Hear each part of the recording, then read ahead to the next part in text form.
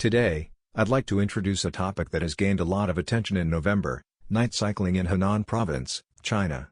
This phenomenon involves tens of thousands of students gathering, which has led to major disruptions in local traffic. Although I thought there would be some coverage of this issue in Japan, there seems to be very little information in Japanese. So, in this video, I'd like to explain what is happening, and what concerns the Chinese Communist Party might have about this situation. First, let's look at what's going on, using some of the many images coming out from the area. Here is one photo from Henan Province. The faces of the participants have been blurred for privacy, but if you look at the arrows in the picture, you can see the cars. The crowd here is actually on one side of a multi-lane road. The vehicles you see are supposed to be driving along this road, but the mass of cyclists has blocked it entirely, making it impossible for cars to move. Another image shows about 5 lanes on the left side of the road, where a crowd of cyclists has taken over, preventing cars from passing. There's yet another image showing a merging lane, but there are so many bicycles that the cars are at a standstill. Since November, this situation has become more noticeable, prompting authorities to implement various restrictive measures to control it. So, what started all of this, and what are people trying to accomplish? This trend dates back to June 18, when 4 university students, reportedly female, decided to go out late at night to eat danbao, a type of large dumpling. Here's an image of what danbao looks like.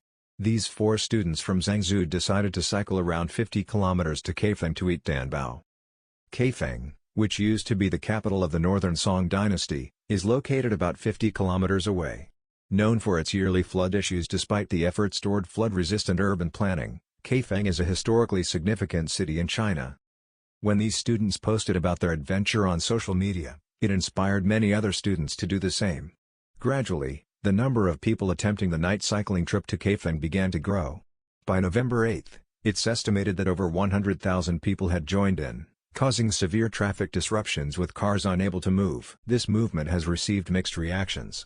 Although the large crowds are causing major traffic jams, for Kaifeng's local businesses, it's a big business opportunity. However, political elements have surfaced. Some participants began expressing messages like "Youth is priceless. Get off your phones and go outside.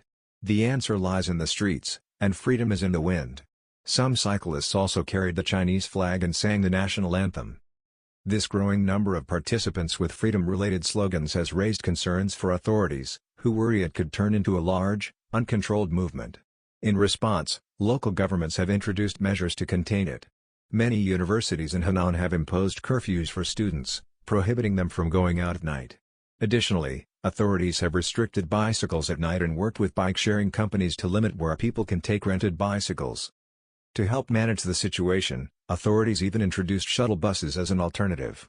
As a result, many students who initially cycled part of the way began to use these buses or public transportation for their return trips, leading to abandoned bikes congesting streets.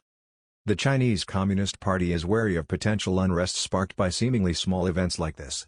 While they control a surveillance-heavy society, spontaneous movements like these show the underlying instability within China, where unexpected social movements can still gain momentum. That's all for today. Thank you for watching, and see you in the next video.